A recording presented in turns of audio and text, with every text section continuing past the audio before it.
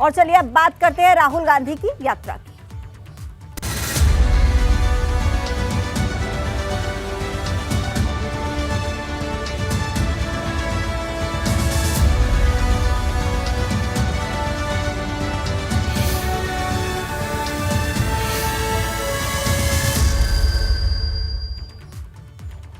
तो देखिए, यूपी में कांग्रेस की भारत जोड़ो यात्रा का दूसरा दिन है। बागपत के मवी कला से यात्रा लगातार जारी है। मवी कला से शामली की तरफ यात्रा आगे बढ़ रही है। लाइव तस्वीरें एबीपी गंगा आपको दिखाता है। देखिए, ये बागपत टू शामली का जो ये टूर है इस यात्रा का, उसकी लाइव तस्वीरें एबीपी गंगा लगातार आपको दिखा रहा है।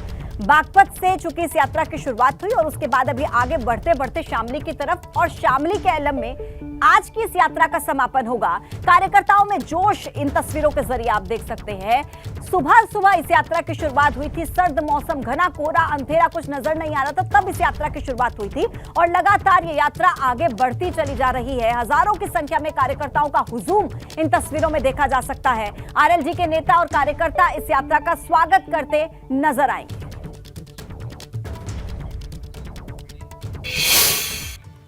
और देखिए, वीरेश पांडे लगातार इस यात्रा में मौजूद हैं, लगातार लाइव तस्वीरें हम तक पहुंचा रहे हैं। वीरेश जी, आप सुबह से इस यात्रा के साथ चल रहे हैं, क्या देख रहे हैं? जोश कुछ कम हुआ जैसे जैसे समय आगे बढ़ रहा है, या जोश उतना ही हाई है कार्यकर्ताओं का? देखिए जोश की जहां तक बात है, जोश तो हाई रहेगा जब आदमी सड़क पर चलता है। लेकिन मेरे साथ दो ऐसे शख्स हैं जो प्रतीक हैं राहुल गांधी का। एक तरफ देखिए अजय लल्लू प्रदेश अध्यक्ष, राहुल गांधी मार्का जो दाढ़ी चल रही है उसके प्रतीक हैं। देखिए कैसे दाढ़ी है, वैसे ही दाढ़ी बड़ी है। कन्याकुमारी से लगातार चले हैं तो दाढ़ी पे हाथ भी फेर रहे हैं। बहुत जुझारू नेता है, कभी हमें लगता है कि टेंट में ही सोते हैं राहुल जी के साथ। और ये दाढ़ी देखिए, और ये देखिए यूथ कांग्रेस के प्रदेश अध्यक्ष हैं ओमवीर यादव, और ये टी शर्ट मार्का राहुल गांधी की इस यात्रा ने दो पहचान दी है। एक राहुल गांधी की स्टाइल का टी शर्ट और दाढ़ी। तो दाढ़ी वाले से बात करें और टी शर्ट वाले से बात करें। ये बताइए, ये दाढ़ी जो है ये तो ट्रेंड करता जा रहा है। ये तपस्या का प्रतीक है, तपस्या का प्रतीक है ये। और जो यात्रा कन्याकुमारी से कश्मीर तक निकली हुई है, जिस तरह लोगों का झुकाव है, लोगों का लगाव है, लोगों का प्यार है, मोहब्बत है, समर्थन है, वो अभूतपूर्व देखने को मिल रहा है। एक क्रांतिकारी कदम है।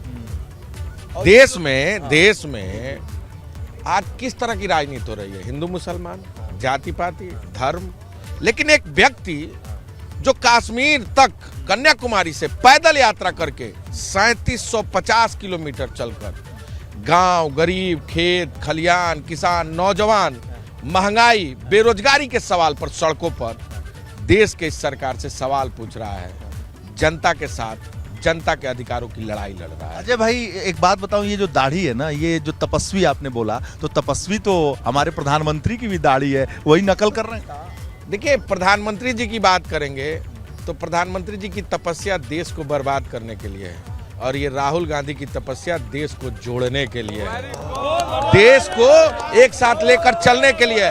मैं अंतर आपको समझा देता हूँ। कहाँ तोड़ता है? नहीं, देखिए, मैं अंतर आपको समझा देता हूँ। आप देखिए, प्रधानमंत्री जी दो उद्योगपतियों के हैं, अदानी और अंबानी के। अदानी अंबानी ने उनको खरीद लिया और वो देश को एक एक करके, चाहे वो रेलवे हो, प्रियंका जी ने बोला, रेलवे हो, एयरपोर्ट हो, चाहे सार्वजनिक उपक्रम निगम हो, कोई भी अस्पताल हो, शिक्षा विद्यालय हो, कोई भी संस्थान देखिए ना, सब के सब अदानी और अंबानी, पोर्ट, एयरपोर्ट, कुछ बचा है देश में? प्रतीक है देखिए, ये दूसरे प्रतीक है। ये देखिए, ये टी शर्ट वाले प्रदेश अध्यक्ष हैं, और इनको भी ये राहुल गांधी मार्का के टी शर्ट वाले। भैया, ठंड उंड न लग रही है क्या आप लोग? कहाँ से इतनी गर्मी आ रही है? मैं काफी समय से सुन रहा हूँ कि राहुल जी को ठंड नहीं लग रही, राहुल जी को ठंड नहीं लग रही। राहुल जी को तो इसलिए लग रही कि ठंड से वो डरते नहीं। मेरी बात सुनिए, राहुल जी या कांग्रेस पार्टी का कोई भी कार्यकर्ता किसी से नहीं डरता, ठंड से, बरसात से, या किसी अन्याय से, अपराधी से, किसी से नहीं डरता। मैं ये पूछना चाहता हूं कि पिछले काफी दिन से टी शर्ट पे घमासान मचा रखा है मीडिया ने और बीजेपी के नेताओं ने। कभी भूखा मरता नंगा किसान खेत में घूमता है, उसके बारे में कभी सोचा है? तो ये नया हुआ है क्या? मेरी बात सुनिए, मजदूर के बच्चे, गरीबी हटाओ, महंगाई हटाओ, बेरोजगारी दूर करो, तो इंदिरा जी के जमाने के सुनारे लगे। मजदूर के बच्चों को कभी देखा है मोदी जी ने? 10 लाख का सूट पहनते हो, उससे दिक्कत नहीं है, एक टी शर्ट से दिक्कत पूरी बीजेपी को हो रही है। टी शर्ट चर्चा में है भाई। उन युवाओं के लिए सोचा है कभी, जो बेरोजगारी के दलदल में धंस के दम तोड़ रहे हैं? उन महंगाई के मारे आम लोगों को, गरीब परिवारों को सोचा है कभी, जिनके घर में दाल नहीं बन रही, रोटी नहीं बन रही? बहुत दिलचस्प चीज दिखाई दी। ये देखिए भाई साहब, ये देखिए, ये झंडा देखिए, लोकदल का दिख रहा है। ये आरएलडी का ये आरएलडी का ये देखिए चारों तरफ आरएलडी के झंडे दिख रहे हैं, जैन चौधरी के झंडे दिख रहे हैं, और अयूब की भी दिखाई दे रहा है, पीस पार्टी के अयूब का झंडा दिखाई दे रहा है। और ये देखिए, तो ये दूसरी पार्टी के लोगों का भी समर्थन मिल रहा है। आप आरएलडी से हैं? आरएलडी के जिला अध्यक्ष हैं, ये बागपत से। देखिए क्या मतलब संयोग है, आपका भी झंडा लहरा रहा है, जैन चौधरी का पूरा समर्थन आ गया। जी, हमारा भारत जोड़ो यात्रा को आरएलडी का, राष्ट्रीय लोकदल पार्टी का भरपूर समर्थन है। हाँ, भरपूर समर्थन है, और इस यात्रा में हम साथ साथ चलने का। विधायक भी हैं आरएलडी से। हाँ, बताइए साहब, आप छपरौली के विधायक हैं, कितनी ऐतिहासिक जगह है छपरौली, और वहां से आरएलडी से विधायक हैं, और आप देखिए कांग्रेस के इस यात्रा में आप साथ दे रहे हैं। सबसे पहले तो इस भारत को जोड़ने के लिए जो राहुल गांधी जी सारे देश में अपनी पदयात्रा करके एक संदेश देने का काम कर रहे हैं, चौधरी चरण सिंह की कर्म भूमि और बाबा श्यामल की जन्मभूमि पर राहुल गांधी और इन तपस्वी जो तपस्या के लिए जयंत जी ने भी अपना कहा है कि ये तपस्वी लोग हैं, इन सब का हम स्वागत करते हैं, अभिनंदन करते हैं। ये चौधरी चरण सिंह की जन्मभूमि जोड़ने का काम करती है। क्या तो जैन जी आए क्यों नहीं?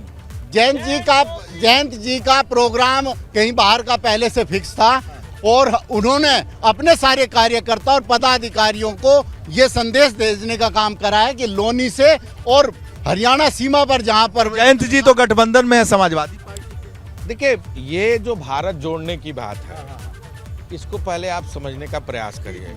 लगातार भारतीय जनता पार्टी और मीडिया के लोग यह सवाल कर रहे हैं। यह बहुत आसान टारगेट है, खटाक से दे। मैंने दोनों की बात की है, मैंने दोनों की बात इसलिए की है, लगातार ये चर्चा हो रही है भारत टूटा कब था, ये सवाल था ना। एकदम है। सवाल का जवाब सिर्फ ये कहना है कि देश में महंगाई है, बेरोजगारी है, किसान अपने फसलों के वाजिब दाम। जी एक चीज बता दीजिए, नहीं लल्लू जी एक चीज बताइए, महंगाई बेरोजगारी बात तो सुन लीजिए।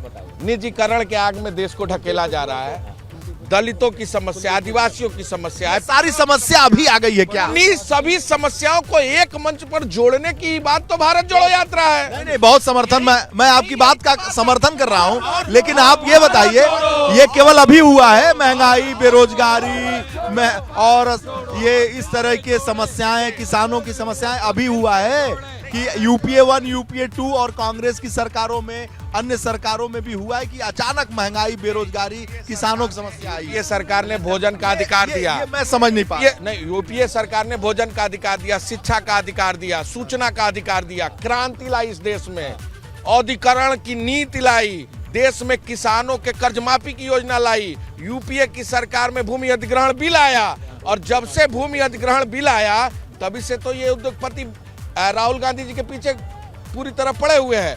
हजारों करोड़ रुपया खर्चा करके उनके चरित्र पर हमला किया, लेकिन जब लगातार यह सवाल बनता रहा कि विपक्ष कहाँ है, आज देखिए विपक्ष पैदल सड़कों पर चल रहा है, संघर्ष कर रहा है, जनता की आवाज को लेकर मजबूती से उनके अधिकारों की रक्षा के लिए संघर्ष कर रहा है।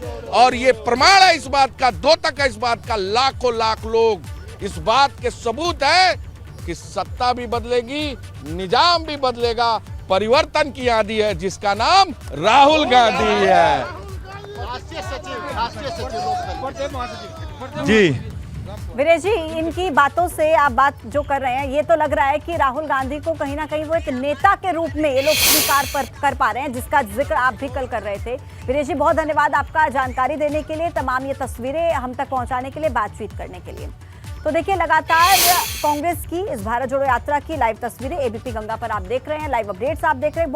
और चलिए शुरुआत करते हैं बड़ी खबर के साथ। लखनऊ के चारबाग बस अड्डे का नाम बदलने का प्रस्ताव रखा गया है। देखिए, बस अड्डे का नाम पंडित राम प्रसाद बिस्मिल रखने का नाम प्रस्ताव रखा गया है और इसके अलावा आलमबाग बस टर्मिनल का नाम वीरांगना उदा देवी करने का भी प्रस्ताव किया गया है। कैसरबाग बस अड्डे का नाम बेगम हजरत महल करने का प्रस्ताव और कमता के अवध बस अड्डे का नाम ठाकुर रोशन सिंह करने का प्रस्ताव लाया गया। बस अड्डा के नामांकन के लिए डीएम की अध्यक्षता में एक कमेटी की सिफारिश है और कमेटी ने परिवहन निगम को यह सिफारिश भेजी है।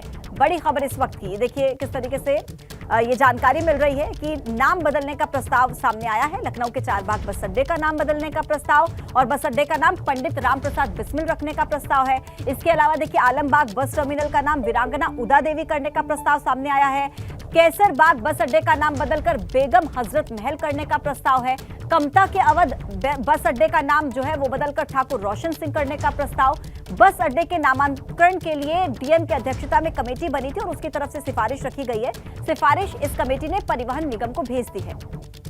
बस अड्डे का नाम बदलने का प्रपोजल है ये, देखिए, और ये प्रपोजल परिवहन निगम को भेज दिया गया है। ये सिफारिश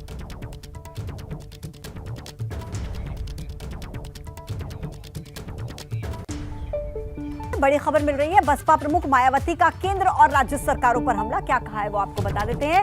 जैन धर्म को धार्मिक स्थलों की सुरक्षा के लिए आंदोलन करना पड़ रहा है। केंद्र और राज्य सरकारें पर्यटन के नाम पर कमर्शियल को बढ़ावा दे रही हैं। सरकारें धर्म की आध्यात्मिकता और धार्मिक स्थलों की पवित्रता को बरकरार रखें।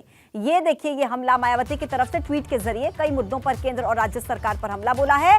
ट्वीट में क्या लिखती है, कंटेंट आपको बताते हैं कि भारत जैसे धर्मनिरपेक्ष देश में अब जैन धर्म के लोगों को भी अपनी धार्मिक स्थलों की सुरक्षा और पवित्रता के लिए देश के विभिन्न हिस्सों में आंदोलित होकर इंडिया गेट सहित सड़कों पर जबरदस्त तौर पर प्रदर्शन करना पड़ रहा है। यह अति दुख है और चिंता की बात है। केंद्र और राज्य सरकारें टूरिज्म के विकास आदि को बढ़ावा देने के नाम पर कमर्शियल दृष्टिकोण से जिन गतिविधियों को अंधाधुंध बढ़ावा दे रही हैं, उससे श्रद्धालुओं में खुशी कम, असंतोष ज्यादा है। सरकारें धर्म की आध्यात्मिकता और धार्मिक स्थलों की पवित्रता को बरकरार रखें तो बेहतर होगा।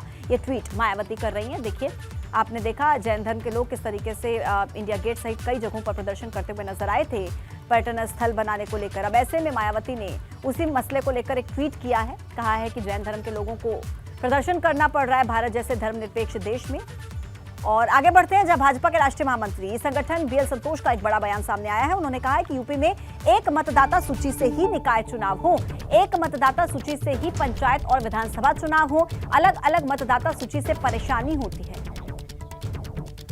सपा विधायक इरफान सोलंकी की दिक्कतें और बढ़ गई हैं। इरफान सोलंकी के खिलाफ अब तक 52 शिकायतें दर्ज हुई हैं। देखिए, शिकायतों के आधार पर कई और मुकदमे भी दर्ज हो सकते हैं। इरफान सोलंकी की आज कानपुर के कोर्ट में पेशी है। गुंडा टैक्स वसूली के मामले में इरफान पेश हो सकते हैं। पीड़ित अकील अहमद के मामले में कोर्ट में आज सुनवाई है। मुश्किलें बढ़ सकती हैं इरफान सोलंकी की। बरेली में लड़की ने गैंगरेप का आरोप लगाया है और लड़की की शिकायत पर 6 लोगों पर यह केस दर्ज किया गया है। लड़की ने अपनी सहेली के खिलाफ भी केस दर्ज करवाया। कार्रवाई न होने पर पीड़िता के भाई ने अपने घर में आग लगा दी। पुलिस जांच में 2 पक्षों से मारपीट की बात सामने आई है और पुलिस जांच में 2 पक्षों की यह बात सामने आने के बाद अब पुलिस इस पूरे मामले की तफ्तीश कर रही है। बरेली में मामूली से कहा सुन्नी और कंप्यूटर ऑपरेटर की हत्या कर दी गई। गोली मारकर कंप्यूटर ऑपरेटर की हत्या की गई है। गोली लगने से एक शख्स गंभीर रूप से घायल हुआ। 3 लोगों को पुलिस ने फिलहाल हिरासत में लिया है। बरेली के फरीदपुर थाना क्षेत्र के परा मोहल्ले की यह घटना बताई जा रही है। अमरोहा में देखिए, नेशनल हाईवे पर स्टंट करने का एक वीडियो वायरल हुआ। लग्जरी कार की खिड़की पर बैठकर रील बनाने का और लग्जरी कारों की खिड़की में वायरल हुआ है ये रील। और देखिए, सोशल मीडिया पर ये वीडियो वायरल होने के बाद पुलिस मामले की जांच कर रही है। अमरोहा के नेशनल हाईवे 9 का ये वीडियो बताया जा रहा है, जहां एक लग्जरी गाड़ी के अंदर खिड़की पर देखिए किस तरीके से लोग रील बना रहे हैं। एक्सक्लूसिव तस्वीरें, रील्स की इस ट्रेंड के बीच अब इस तरीके की तस्वीरें जो सामने आती हैं जान को जोखिम में भी डाल सकती हैं। पीलीभीत में जमीन का विवाद और 2 पक्षों के बीच जमकर मारपीट हुई। 2 पक्षों में जमकर लाठी डंडे चले, लात घूंसे चले। जमीन को लेकर लंबे समय से विवाद चल रहा था। तस्वीरें आपके टीवी स्क्रीन पर। जमीन पर कब्जा करने के लिए दोनों पक्ष पहुंचे थे और खेत की जुताई करते समय 2 पक्षों के बीच जमकर मारपीट हुई और दोनों ही पक्षों की मारपीट में कई लोग घायल हो गए। पुलिस मामले की जांच कर रही है। पीलीभीत के सिमरा महराजपुर गांव का यह पूरा मामला। एक्सक्लूसिव तस्वीरें एबीपी गंगा के पास। 2 पक्षों के बीच किस तरीके से जमीन के विवाद को लेकर लड़ाई झगड़ा हुआ, लात घूंसे चले, उसकी तस्वीरें आप देख सकते हैं। और वहीं आपको बता दें कि किस तरीके से लगातार इस तरीके की तस्वीरें जो सामने आ रही हैं ये बहुत ज्यादा मन को विचलित कर देने वाली हैं, क्योंकि जमीन का विवाद और जो बात बैठ करके समझाइश के साथ ठीक हो सकती है उस बात को मारपीट तक पहुंचाया जाता है। और मारपीट के बाद जो तस्वीरें सामने आती हैं उसमें कई लोगों के घायल होने की खबर है। देखिए, बिजनौर में कड़ाके की सर्दी के बीच हर तरफ कुहासा देखने को मिल रहा है। कोहरे की वजह से विजिबिलिटी बहुत कम हो गई है और इससे लोगों की दिक्कतें काफी ज्यादा बढ़ गई हैं। कोहरे की वजह से देखिए कई रोड एक्सीडेंट्स की भी खबरें सामने आ रही हैं और ये जो तस्वीरें आप देख रहे हैं बिल्कुल लो विजिबिलिटी, और ऐसे में सड़कों पर आवाजाही करने में वाहनों की बहुत दिक्कत हो रही है। सुबह सुबह के वक्त खास तौर पर और देर रात के समय वाहनों को आवाजाही करने में दिक्कत होती है घने कोहरे की वजह से। एक्सक्लूसिव तस्वीरें एबीपी गंगा पर आप देख रहे हैं। और इसी घने कोहरे को लेकर हमारे संवाददाता की एक रिपोर्ट आपको दिखाते हैं। मौसम विभाग की भविष्यवाणी बिल्कुल सटीक साबित हो रही है और पिछले कई दिनों से मौसम विभाग लगातार ये कह रहा है कि मैदानी क्षेत्र शीतलहर की चपेट में रहेंगे और शीतलहर की चपेट के साथ ही वो घने कोहरे की चादर से लिपटे रहेंगे। और आप देख सकते हैं कि मैं इस समय जनपद बिजनौर में हूँ और बिजनौर में जो ये नैनीताल हाईवे है, जो ये रास्ता नैनीताल जाता है, और यहाँ आप देख सकते हैं कि किस तरह से कोहरा पड़ा है। विजिबिलिटी बहुत कम हो गई है और दुर्घटना के लगातार चांस बने हुए हैं। मौसम विभाग लगातार इस चीज़ को सचेत कर रहा है कि किसी भी तरह के व्हीकल चलाते समय घने कोहरे का ध्यान रखें और कोई भी किसी भी दुर्घटना से बचें। और इतना ही नहीं कि आप सड़क पर देख सकते हैं कि जो वाहन आ रहे हैं तो उनके वाहनों की जो स्थिति है, मतलब वो चारों डीपर जलाकर बहुत धीरे से, बहुत कम गति से इस समय यात्रा हो रही है और वो होनी भी चाहिए, क्योंकि इस समय जिस तरह का कोहरा है वो किसी भी तरह की दुर्घटना को बुलावा दे सकता है। और ये कोहरा अभी मौसम विभाग की भविष्यवाणी है कि बारिश का तो कोई फोरकास्टिंग नहीं है, लेकिन इस तरह की भविष्यवाणी है कि ये कोहरा अभी पड़ेगा और शीतलहर चलेंगी और मैदानी क्षेत्र पूरी तरह से शीतलहर की चपेट में रहेगा। और यहाँ पर आप देख सकते हैं कि ट्रैफिक किस तरह से बहुत सावधानी के साथ चलाया जा रहा है, क्योंकि अगर कोहरे में ज़रा सी भी कोई सावधानी हटी तो दुर्घटना होने के चांस रहते हैं। अपने सहयोगी कैमरामैन क्रिस्टोफर लॉरेंस के साथ बिजनौर से अजीत सिंह राठी। निकाय चुनाव में ओबीसी आरक्षण को लेकर आज सुप्रीम कोर्ट में अहम सुनवाई। हाई कोर्ट ने फैसले के खिलाफ यूपी सरकार ने दायर की है याचिका। ज्ञानवापी श्रृंगार गौरी केस में आज फिर सुनवाई। आज मुस्लिम पक्ष की तरफ से फास्ट ट्रैक कोर्ट सिविल की कोर्ट के आदेश के खिलाफ याचिका पर सुनवाई। मुख्तार अंसारी की वॉइस सैंपल लिए जाने वाली अर्जी पर आज सुनवाई। प्रवर्तन निदेशालय ने स्पेशल कोर्ट में दाखिल की है अर्जी। यूपी में कांग्रेस की भारत जोड़ो यात्रा का दूसरा दिन। राहुल गांधी ने बागपत में मवी कला से की आज की यात्रा की शुरुआत। मवी कला से शामली की तरफ बढ़ रही है यात्रा। उत्तर प्रदेश में निवेश के लिए सीएम योगी मुंबई जाएंगे। ग्लोबल इन्वेस्टर समिट के लिए उद्योगपतियों को आमंत्रित करेंगे। 5 जनवरी को सीएम योगी मुंबई में रोड शो भी करेंगे। आज राजस्थान के पाली में राष्ट्रपति द्रौपदी मुर्मू करेंगे राष्ट्रीय जम्बूरी का उद्घाटन। देश विदेश से जुटेंगे 35,000 स्काउट्स और गाइड्स। 67 साल के बाद राजस्थान में करेगी मेजबानी। मध्य प्रदेश में गरीबों को जमीन देगी शिवराज सरकार। टीकमगढ़ जिले के 10,500 लोगों को मिलेगी 600 स्क्वायर फीट की जमीन। 120 करोड़ की योजना बाकी जिलों में भी होगी शुरू। बिहार के बेतिया से शुरू होगी सीएम नीतीश कुमार की समाधान यात्रा। महीने भर की इस यात्रा में टटोलेंगे जनता का मूड। आज दिल्ली में पंजाब और हरियाणा के मुख्यमंत्री केंद्रीय मंत्री गजेंद्र शेखावत के साथ करेंगे मीटिंग। एसवाईएल के मुद्दे पर होगी चर्चा। आज से हिमाचल की 14वीं विधानसभा का शीतकालीन सत्र 6 जनवरी तक चलेगा। सत्र सुबह 11 बजे नए विधायकों को प्रोटेम स्पीकर दिलवाएंगे पद की शपथ। त्रिपुरा के पूर्व सीएम विप्लव देव के पैतृक घर पर उपद्रवियों का हमला। मकान को लगाई आग। भाजपा ने हमले के पीछे सीपीएम का बताया हाथ। बिल्किस बानो केस में दोषियों की जल्द रिहाई को चुनौती देने वाली याचिकाओं पर आज सुनवाई होगी। दिल्ली पुलिस की एसआई ने कार से 6 गाड़ियों को मारी टक्कर। 3 लोग घायल। चश्मदीदों का आरोप नशे में धुत था पुलिस वाला। अमरोहा में नेशनल हाईवे 9 पर रईसजादों का हुड़दंग करते वीडियो वायरल। लग्जरी कार की विंडो पर बैठकर रील बना रहे थे रईसजादे। वीडियो सोशल मीडिया पर वायरल। कानपुर में 112 पीआरवी के पुलिसकर्मियों पर घर में घुसकर महिला से छेड़छाड़ करने का आरोप। पुलिसकर्मी मौके से फरार निकला। दूसरे को महिला ने पकड़कर पीटा। अमरोहा में आबकारी विभाग ने अवैध शराब के खिलाफ छापेमारी की। 2500 लीटर लहन को नष्ट किया गया। 500 लीटर अवैध कच्ची शराब मौके से बरामद। जोशीमठ में 590 से ज्यादा घरों में आई दरार। आधे से ज्यादा घर रहने के लायक नहीं। 2 होटल्स को खतरा भी पैदा। कौशाम्बी में कार सवार ने लड़की को मारी टक्कर। टक्कर मारने के बाद कार सवार भी कार समेत खाई में पलटा। अलीगढ़ पुलिस ने अलीगढ़ मुस्लिम विश्वविद्यालय से छात्रों का ब्यौरा मांगा, जिसमें कश्मीरी, पूर्वोत्तर और विदेशी छात्र शामिल हैं। धारचूला के उच्च हिमालय क्षेत्रों में बर्फबारी से बदला मौसम, निचले इलाकों में बढ़ी सर्दी। धारचूला के व्यास घाटी में आदि कैलाश, ओम पर्वत, लिपुलेख में सीजन की पहली बर्फबारी हुई। उत्तरकाशी के ऊंचाई वाले इलाके गंगोत्री, हर्षिल, मुखवा, धराली में मौसम बदलते ही बर्फबारी शुरू, पूरा क्षेत्र बर्फ की सफेद चादर में लिपटा।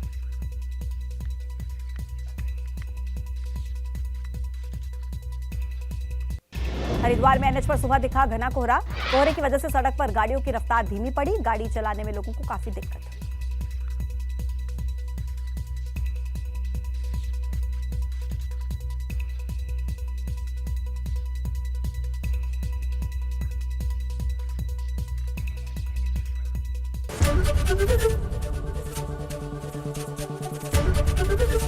एबीपी गंगा, खबर आपकी, जुबान आपकी।